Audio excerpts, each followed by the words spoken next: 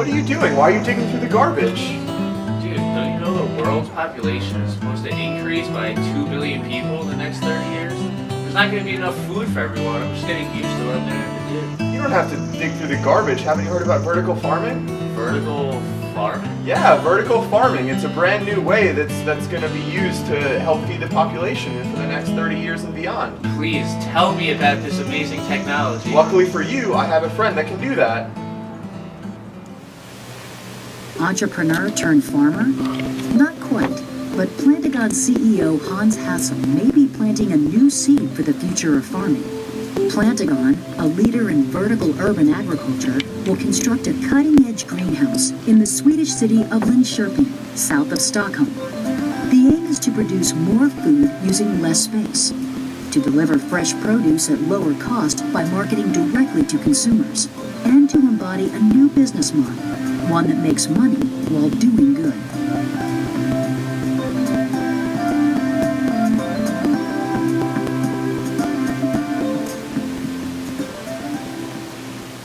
Hans Hassel, Plantagon International. It's a new concept. What is it? We are trying to be part of finding technical solutions on how we're going to feed the future really huge mega cities of the world. We are sure that we will have many reasons for growing food large scale inside our cities, and we want to be part of developing those new solutions for how to do that. Here with Kevin Brogan, who is a senior at Binghamton University majoring in environmental policy and who's also an expert in vertical farming. And he's here to share with us some of his views on vertical farming and some of the benefits that it could have in the future. So Kevin, could you share with us some of the benefits of vertical farming in your view compared to traditional farming methods? There's benefits both environmentally and economically. Environmentally, you're taking away all the fertilizers you'll be putting into the ground, and there's long-term effects to that. And also, by localizing farming, you're reducing the transportation costs that it takes for just pumping CO2 in the atmosphere for trucks and transporting food to where you need it. Economically, it's more efficient. You don't have to worry about environmental factors like drought, you control the input, so it's nice. Also, you can use solar powering to power the farms. It's up to your imagination, really. Right. So do you think that there's going to be even more benefits as we, kind of combine some of these existing technologies that we might not even realize yet? Definitely, yeah. I've read there's a lot of ideas with using LEDs to even specify the exact wavelengths and weights the plants use within the farm, just to make it even more efficient. And it really depends on what you're growing too. You can get really good crop yields out of tomatoes. I know that they've been using that a lot lately to make a lot of money off of it. So the bottom line is, when you have a more controlled environment, you think it's going to really benefit, reduce some of the waste that comes from traditional agriculture methods that we have now? I think that's where all the waste comes from, because we can't account for environmental factors. And when you're growing indoors, it makes it a lot easier. Right. Yeah. All right, great. Thank you very much. No problem. So I'm here with Assistant Professor of Environmental Studies, Rob Holohan, and he's going to give us his perspective on some of the issues in vertical farming. So I guess the first question we had is, what do you think the necessity of implementing vertical farming is as of this moment? So as of this moment, the world actually produces enough food. The problem with famine or malnourishment is, for the most part, a distributional issue at this point. We produce more food per capita than we did 20, 30 years ago. We produce more food overall. A lot of the problems with the food system actually come in the forms of waste, either pre-market or post-market, either spoilage going from the farm to the market, or people just throwing away food in the end. Something like, I don't know the exact number, but something like 40 to 50% of all food is just wasted in that way, especially in Western countries.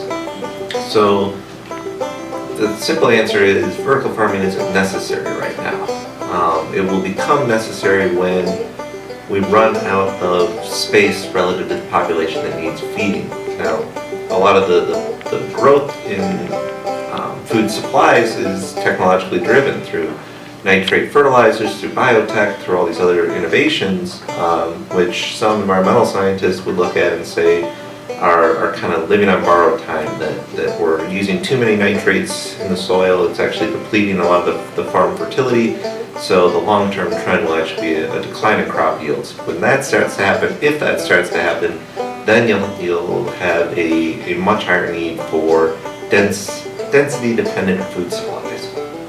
And what do you think are, like the feasibility of, like say tomorrow, a natural, disaster strike, some of the issues you're talking about happen at an advanced stage. What do you think the feasibility is of being able to implement something like this? Sure. Well, let's start with the point that buildings aren't immune from natural disasters either. Of course. And so when you think about it, what you're actually doing if you're going to build a vertical farming stock is you are concentrating your food production in a much smaller area, which on the one hand might be better. The probability of it being affected by a natural disaster might be lower, but when it is affected by a natural disaster, it might actually be worse. And I don't know that. I'm just, I never thought of it until just now. But so the feasibility. It's a simple economic question. Is it going to be worth the cost to build a vertical farming infrastructure and to maintain it in the long run? And so really the question is relatively speaking, what are the costs and benefits compared to traditional agriculture over a long expansive area? Things that might push us towards vertical farming are rising rural land prices. This is particularly true. A lot of investments been going on in farmlands. A lot of hedge funds have been buying up farmlands, etc., driving up the value. Once those competing pressures start to go against traditional agricultural uses, maybe then in urban areas where there is a lot more land to develop vertically, you'll start to see the relative costs and benefits shift. But it's going to be pure economics. You can't force something like this.